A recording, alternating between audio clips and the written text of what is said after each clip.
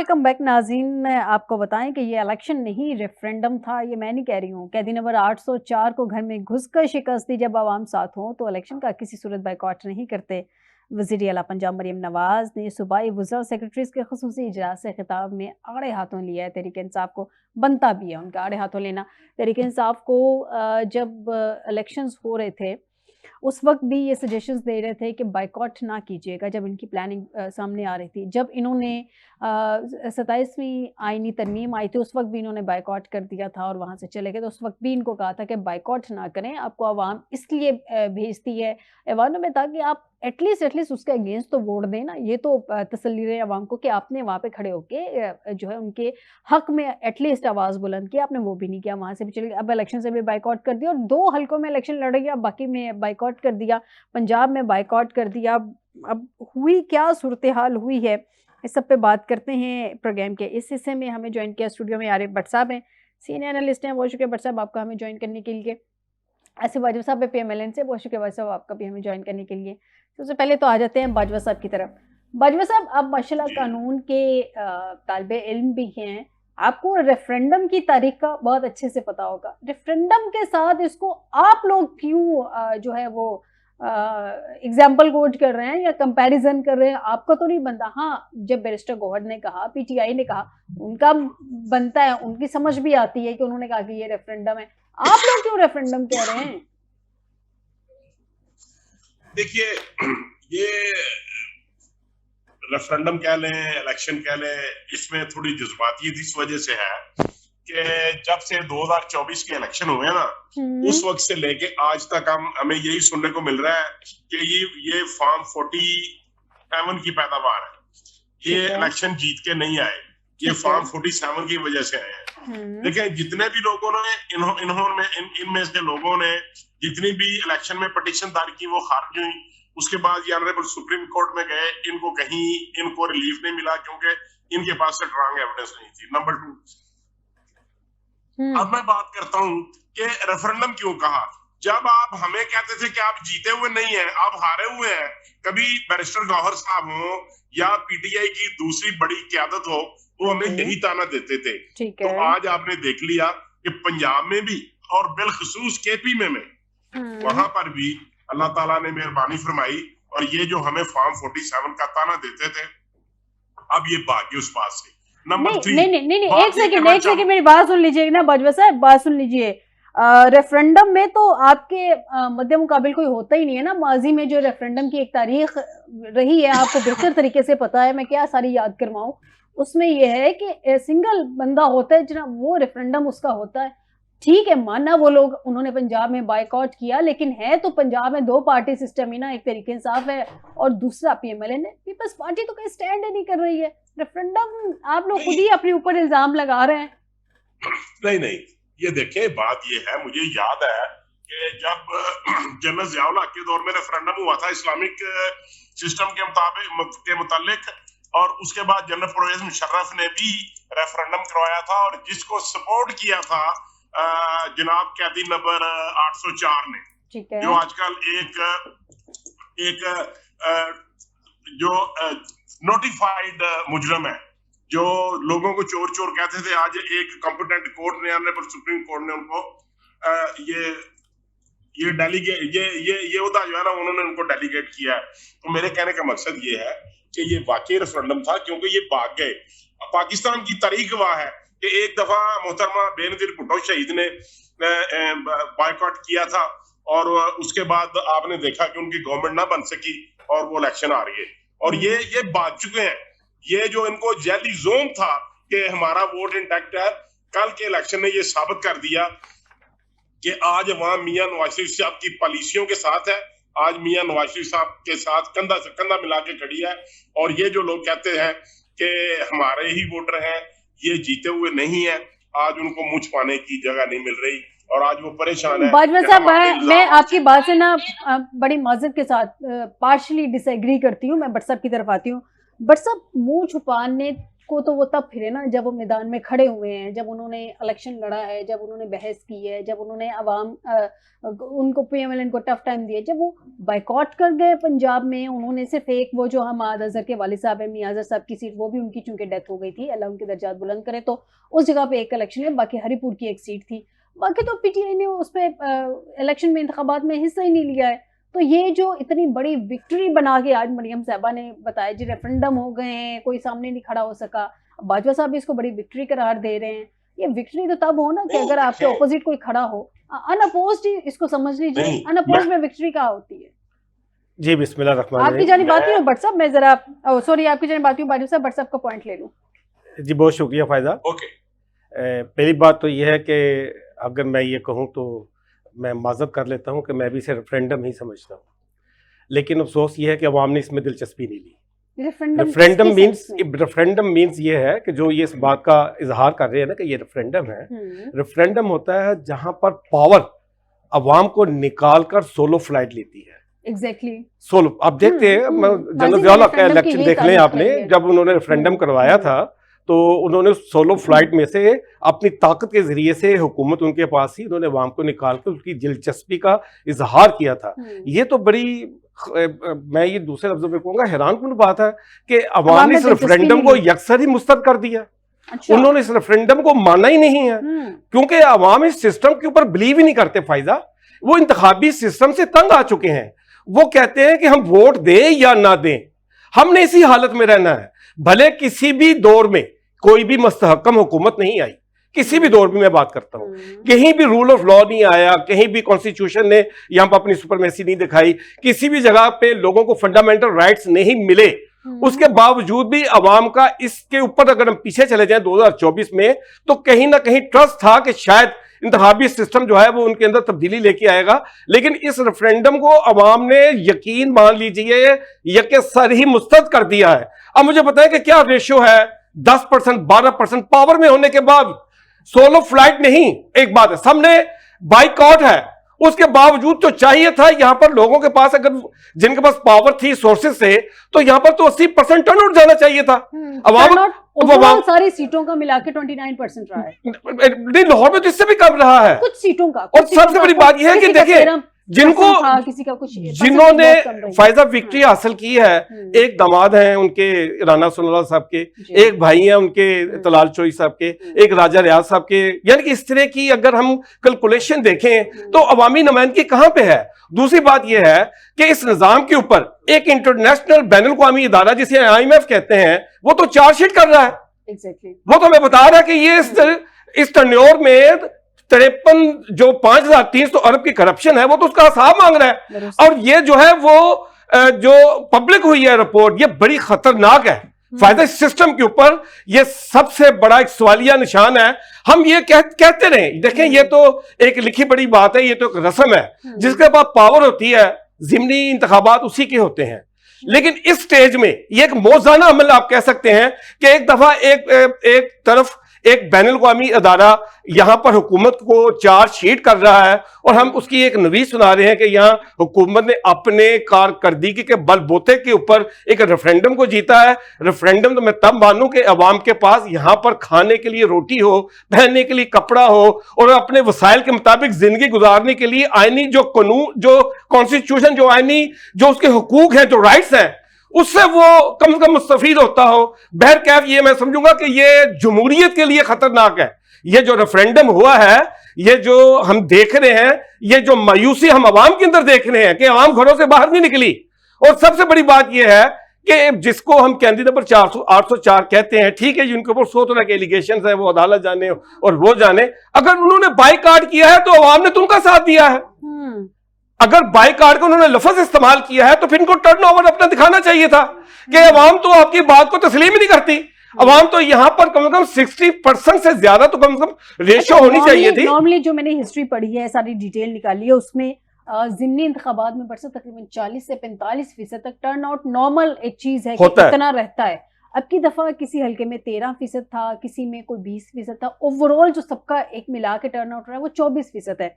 अच्छा, 2018 के ज़िमनी इंतखाबात देख लें, 2021 के देख लें, 2022 के देख लें, उस वक्त होता ये है कि नॉर्मली ये जो ज़िमनी इंतखाबात कंसीडर होते हैं कि अवाम इलेक्टेड गवर्नमेंट को फौरी इलेक्शन के बाद जो है वो अपना रद्द-ए-अमल देती है उसकी पॉलिसीज़ को लेके या उसकी मुआशी पॉलिसीज़ को लेके या जो भी मुल्क के हालात होते हैं उसको लेके।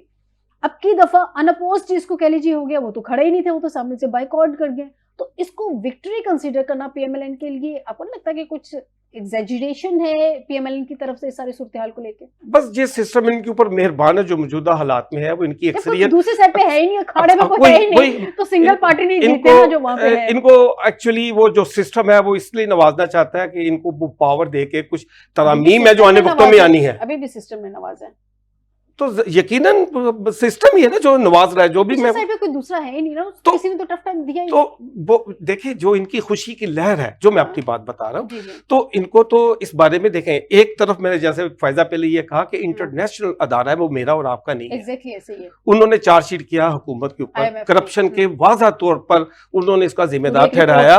अच्छा, उसके बावजूद अगर ये मैं ये कहता हूँ तो मैं ये कहता हूँ कि यहाँ पर जो 74 साल से जो सिस्टम है या 75 साल से लगा ले जो सिस्टम यहाँ पर मसलत है जो इन शराफियों को नवाजता आ रहा है, अब यह कि आगे जाके कुछ तरमीम होनी है जिसके लिए इनको पावर डिलीवर करना है।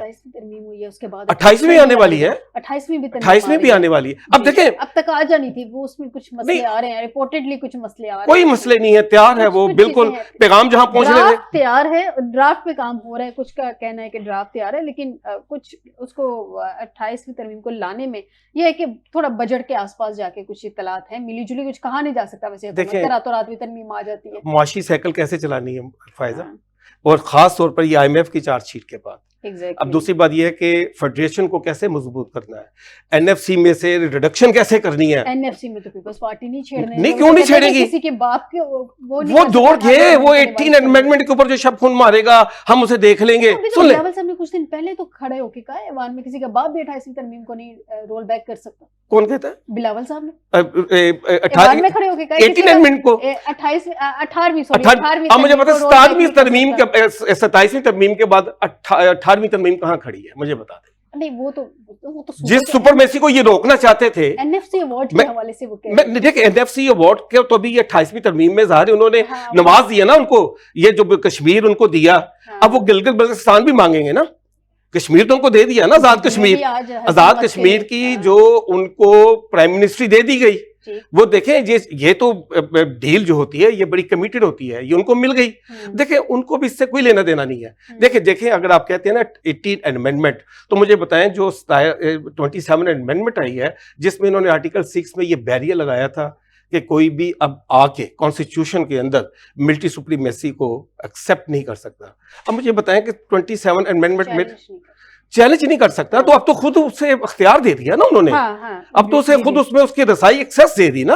तो चीज ये है कि 27 अमेंडमेंट फायदा तभी आई है जब 28 का ड्राफ्ट बना होता है। वो तो ऐसा नहीं है कि वो भी उसके बाद कोई कंसेंसस बनाएंगे या कोई आपस में बैठकर बात करेंगे। बहरहाल ये है, ये मैं जरूर कहूंगा ठीक है जी, इसमें कोई शक नहीं, ये मुल्क क्योंकि शराफिया को ही मिला था और हम जैसे गुलामों की तो यहाँ पर कोई हैसियत नहीं है जिसे हम अवाम कहते हैं, तो उनका अख्तियार है कि वो जैसे मर्जी से इस्तेमाल करें।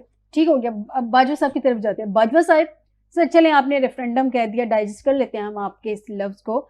ये जो बाई इलेक्शंस होते हैं ना उसमें मद्दे मुकाबल सामने होते हैं सर, बाकायदा कंटेस्ट हुआ करते हैं। माजी के जितने इलेक्शंस हुए हैं हम उनको कंपेयर नहीं कर सकते। मैंने अभी 18 के इलेक्शंस का रेफरेंस कोट किया, मैंने अभी 21 के इलेक्शंस की बताया, 2022 के इलेक्शंस का बताया, तो उनके साथ हम वो कर नहीं सकते हैं, उनके साथ कंपेरिजन नहीं आ सकता।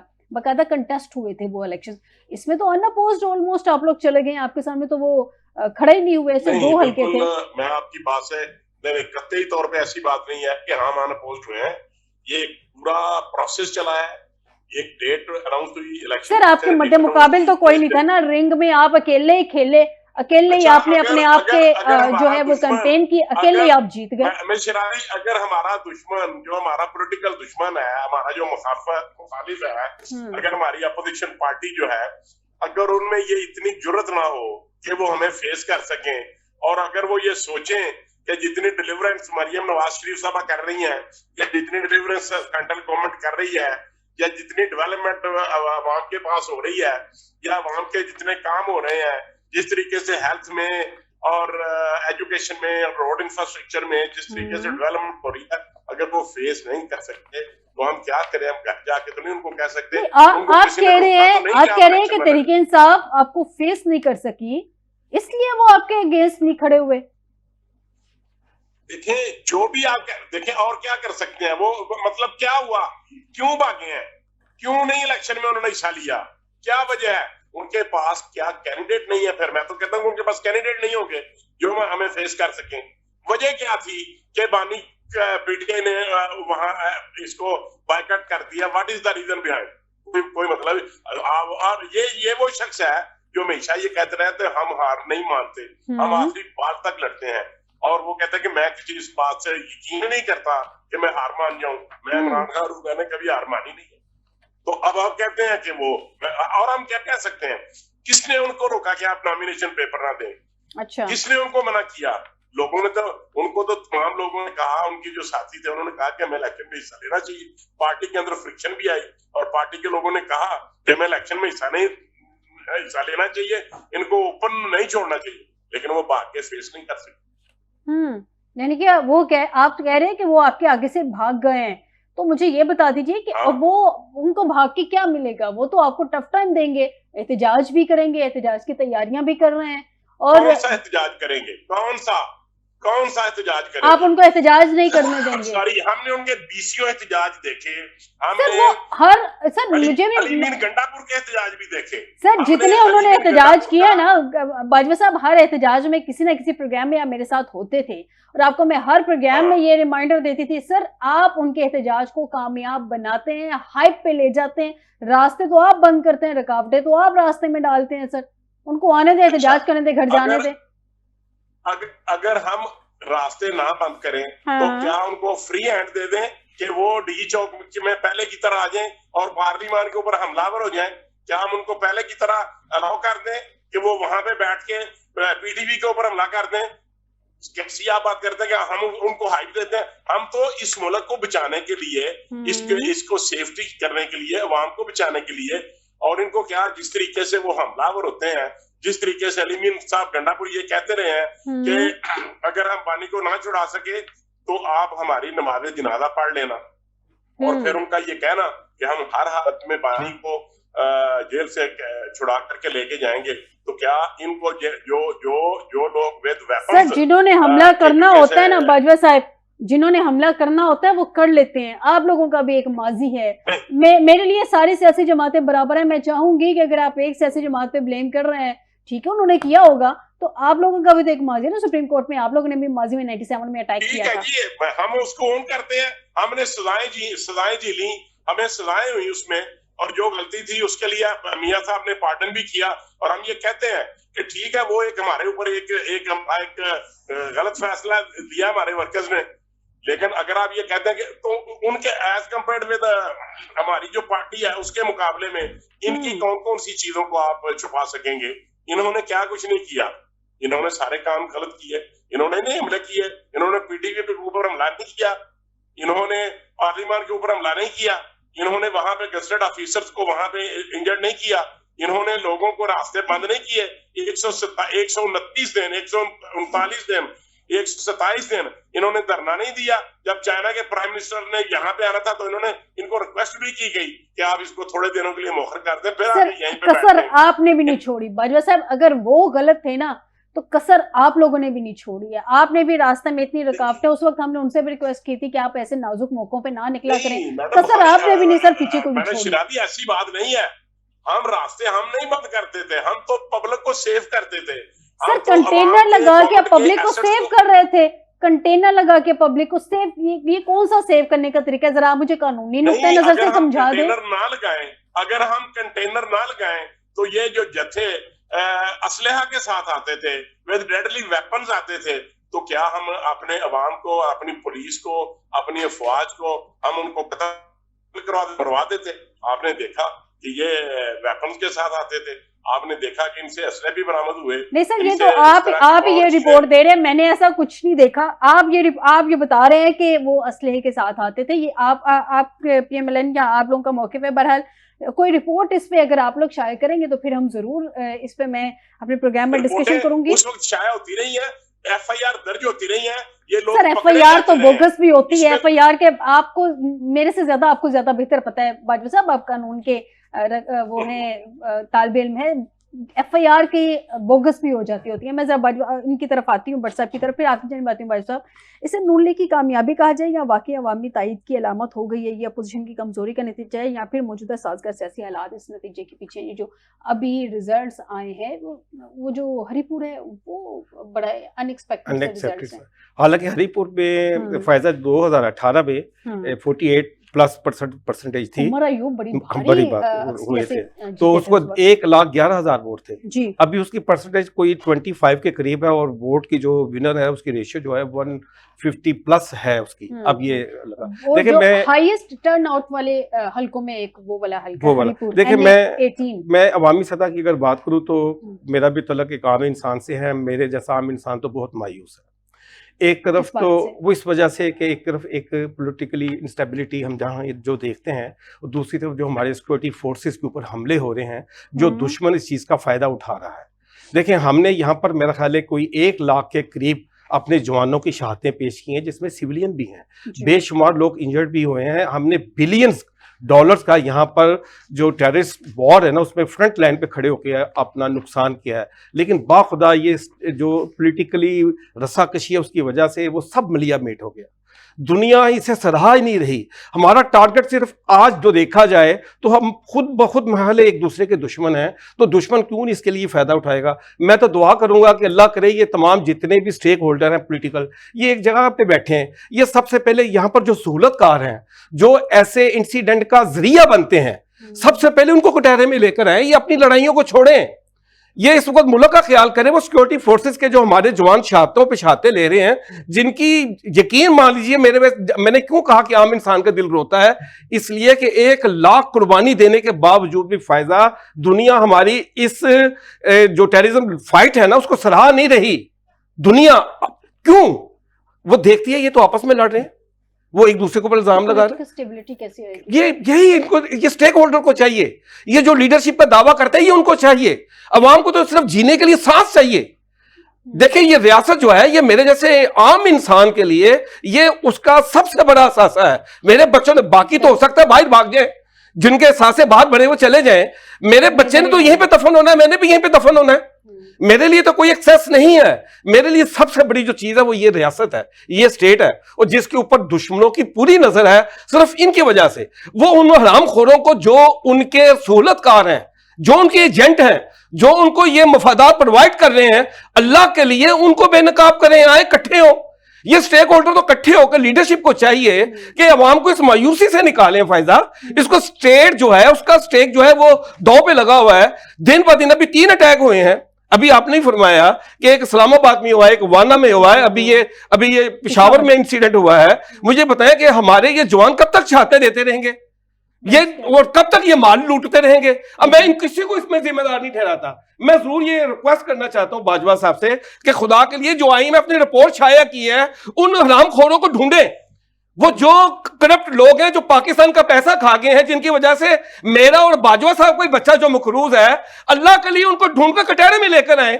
एक बैनुल-अक़वामी अदारा आपकी इस सिस्टम के ऊपर सवालिया निशान उठा रहा है, और वो कह रहा है, ये तो बड़ी मुश्किल से रिपोर्ट पब्लिक हुई है। फायजा, ये बाइंडिंग थी, बाइंडिंग थी कि आपने ये इससे ज्यादा नुकसान हुआ। बाइंडिंग ना करना तो इससे ज्यादा नुकसान हुआ। तो अब बैनुल-अक़वामी सतह पे मेरा चेहरा क्या है? बहसियत एक पाकिस्तान मेरा चेहरा कहां पे है? मुझे लोग क्या समझते हैं, जो दुनिया में बाहर बसती है, वो यही कहेंगे करप्ट इलाके से रहने वाला ये। बाजवा साहब से आपके सवाल के जवाब देते हूँ। बाजवा साहब, IMF की रिपोर्ट बाइंडिंग है, पब्लिक करनी थी, पब्लिक कर दी। इसके अगेंस्ट कुछ किया आपने? अशराफिया अपनी जेबें भरने के लिए माशी तरक्की में रुकावट डाल रही है, इससे ज्यादा क्लियरली क्या चीज सामने आ सकती है? मैं इस तरफ भी आता हूँ। 2 चीजों का जवाब पहले शॉर्टली दीजिएगा, वक्त की किल्लत है। आपने बार बार रिपीट किया कि ये 24 या 25% टर्नओवर रहा है। मैं आपसे बड़े रिस्पेक्टफुली आपको अर्ज करूंगा कि ये सिर्फ एक पार्टी का वोट है। जो 25% टर्नआउट रहा है ये PMLN का वोट है। अगर ये मुखालफत में आते तो ये जो नेचुरली 45 था ये वहां पे था। नंबर मैंने ओवरऑल सारे हल्कों का टर्नआउट बताया है जिसमें उन्होंने अच्छा इलेक्शन भी लड़ा है और जिसमें नहीं लड़ा, सब मिला के ही है ये। पहले दूसरी जो लेकिन क्या भट्ट साहब आपके इल्म में नहीं है कि कौन सहूलतकार है? मैं आपको याद दिलाता हूं कौन सहूलतकार है। सहूलतकार वो हैं जिन्होंने 2018 के बाद जो आए गवर्नमेंट में, जिन्होंने KP में तमाम दहशतगर्दों के लिए जेलों के दरवाजे खोल दिए थे। मेरी रिपोर्ट वाली बात पे आ जाइएगा जरा, क्योंकि वक्त की किल्लत है। लास्ट 30 सेकंड है मेरे पास। मैं रिपोर्ट पे आता हूं। मैं बड़ी रिस्पेक्टफुली आपसे मैडम शरादी आपको याद कराना चाहता हूं कि ये हर साल बजट आने से पहले इस किस्म की रिपोर्टें IMF वाले देते हैं प्रेशराइज करने के लिए। ये कोई पहली दफा रिपोर्ट नहीं आई है, हर साल प्रेशराइज किसको करना है सर? प्रेशराइज किसको करना है? किसको प्रेशराइज करना है? ये प्रेशराइज करते हैं गवर्नमेंट को कि ये आप टैक्सेस बढ़ाएं। सर वो तो कह रहे हैं कि माशी तरक्की में रुकावट है, अशराफिया अपनी जेबें भर रहे हैं। आप इन्वेस्टिगेशन करवा लें उनके अगेंस्ट। अशराफिया देखें, इस बात का इदराक है गवर्नमेंट को कि अशराफिया के एसेट्स बढ़ रहे हैं, लेकिन इसके लिए बहुत काम करने की जरूरत है। सर करें ना, कोई किसने करना है? मैंने तो नहीं यहाँ बैठ के करना, भट्ट साहब ने नहीं करना, आपने करना है। हुकूमत में आप बैठे हैं, हम करेंगे इंशाल्लाह। हम इन लोगों को जिनको जो करप्ट लोग हैं किसी सूरत नहीं छोड़ेंगे। लेकिन ठीक है जी, उम्मीद करते हैं कि जो करप्ट लोग हैं बाजवा साहब आपकी हुकूमत उसको नहीं छोड़ेगी। उम्मीद करते हैं कि आइंदा रिपोर्ट बेहतर होगी। बहुत शुक्रिया आरिफ भट्ट साहब आपका भी, आसिफ बाजवा साहब आपको भी मुझे प्रोग्राम में ज्वाइन करने के लिए। नाज़रीन आज के प्रोग्राम से दीजिएगा इजाज़त। बशर्ते ज़िंदगी आपसे दोबारा मुलाकात होगी। अपना ख्याल रखिएगा।